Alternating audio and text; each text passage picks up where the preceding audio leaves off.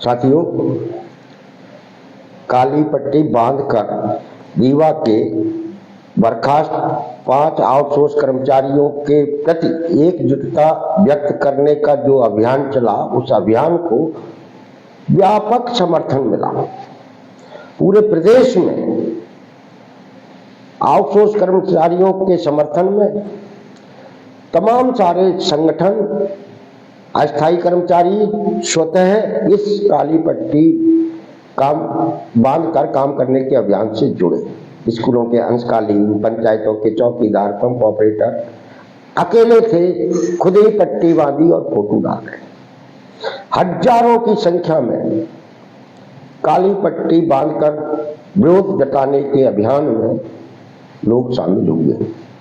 महिला आउटसोर्स कर्मचारियों ने तो बड़ा उत्साह के साथ और संघर्ष के जज्बे के साथ इस अभियान में हिस्सेदारी की, चाहे वो अमीरिया के हमारे आउटसोर्स कर्मचारी हों, चाहे ग्वालियर के आउटसोर्स कर्मचारी हों, चाहे रीवा के हों, चाहे विदिशा के हों या दूसरी जगह के। यह एकजुटता बताती है कि यदि हम लोग ठान लें तो मध्य प्रदेश से इस आउटसोर्स कल्चर को हमेशा हमेशा के लिए समाप्त करा सकते हैं।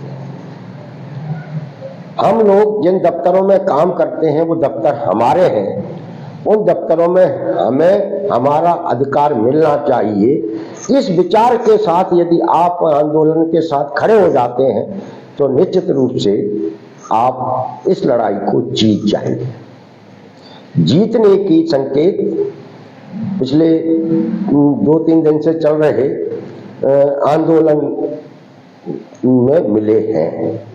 हमारे रीवा के जो निलंबित 5 कर्मचारी साथी हैं, जो हमारे संगठन के पदाधिकारी भी हैं, उन्होंने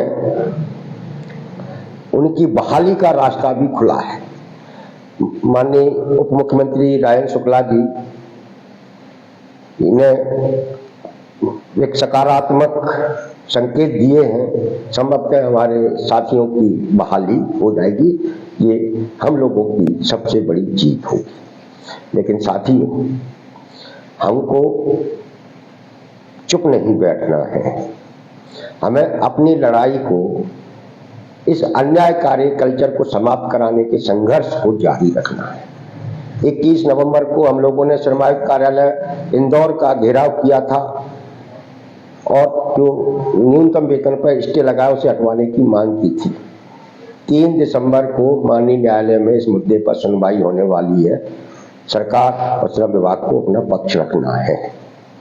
साथियों, हमारी बात लगातार होती रहे, सरकार पर हमारा दबाव बना रहे, इसलिए हम लोगों ने आज तय किया है कि कल 29 नवंबर से 1 दिसंबर तक वही ज्ञापन जो इंदौर में दिया गया था, जो आउटसोर्स की आवाज पेज पर उपलब्ध है, उसे अपने अपने जिलों के श्रम पदाधिकारियों को दें।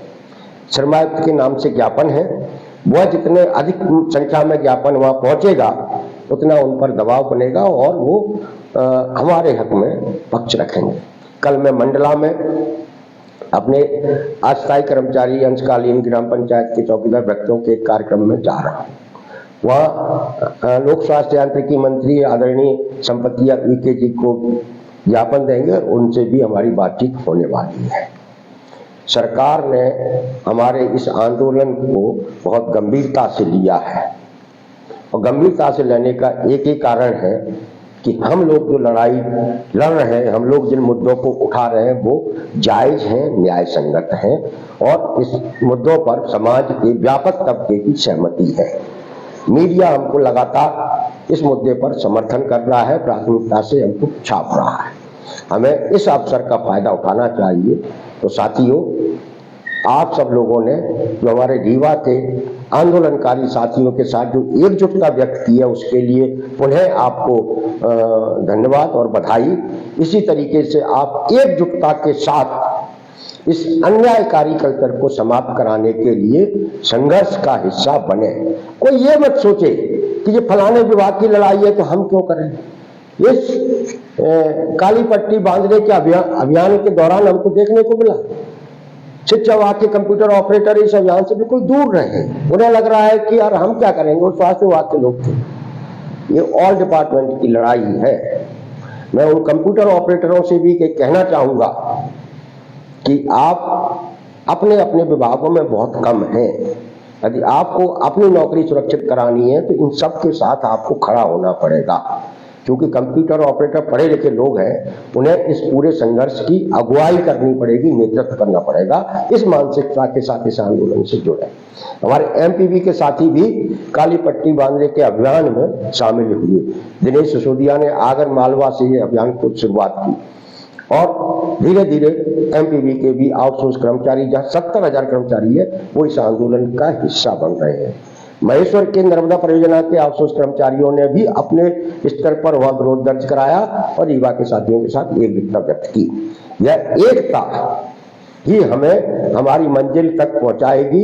हमें यकीन है कि हम लड़ेंगे तो जीतेंगे। तो साथियों, जीतने के लिए संघर्ष का हिस्सा बने।